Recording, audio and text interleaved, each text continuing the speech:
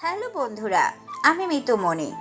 আমাদের ইটি ডায়েরি চ্যানেলের পক্ষ থেকে সকল প্রকার পাঠ গল্প এবং শুনতে আমাদের চ্যানেলটি সাবস্ক্রাইব করে আমাদের পরিবারের একজন সদস্য হয়ে পাশে থাকুন। ধন্যবাদ সবাইকে।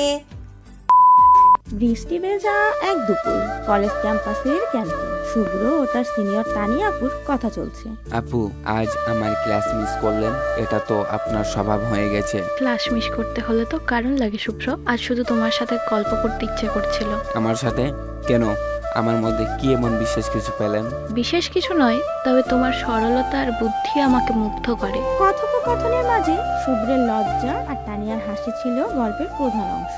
দিনগুলো কেটেছিল দুষ্টু মিষ্টি আড্ডায়। কলেজ শেষ, কয়েক বছর পর একটি বিয়ের আসরে হঠাৎ দেখা। তানিয়া এখন সফল স্থপতি, শুভ্র একজন প্রকৌশলী। আরে শুভ্র, এতদিন পরে আপনার সাথে আবার দেখা হবে ভাবিনি। কলেজের সেই ছোট্ট ছেলেটা এখন কি অনেক বড় হয়ে গেছে? বড় হওয়া তো সময়ের ব্যাপার আপু, কিন্তু এখন আপনাকে এখনো আগের মতো সুন্দর দেখাচ্ছে।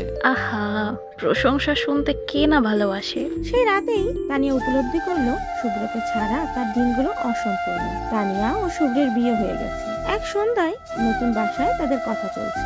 আপু, আমি তো আপনাকে চিরকাল আপু বলেই ডাকবো।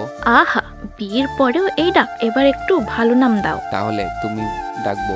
একবার বলো তো শুনি কেমন লাগে। তুমি খুব সুন্দর। আহা, এভাবে শুনতে তো খুব ভালো লাগে।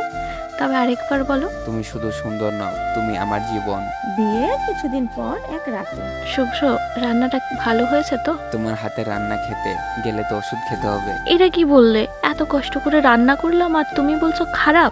মজা করলাম, সত্যি বলছি দারুণ হয়েছে। এক বৃষ্টি ভেজা সন্ধ্যায় দুজন বারান্দায়। শুভ্র কফি নিয়ে আসে। কফি বানাতে এত দেরি হলো কেন? জানো, কফি বানাতে সময় লেগেছে কারণ এটা আমি আমার ভালোবাসা দিয়ে বানিয়েছি। তুমি সব সময় এমন করে কেন বলো? কারণ আমি তোমাকে চিরকাল ভালোবাসতে চাই। তানিয়া শুভ্রর কাঁধে মাথা রেখে বলে, আমিও।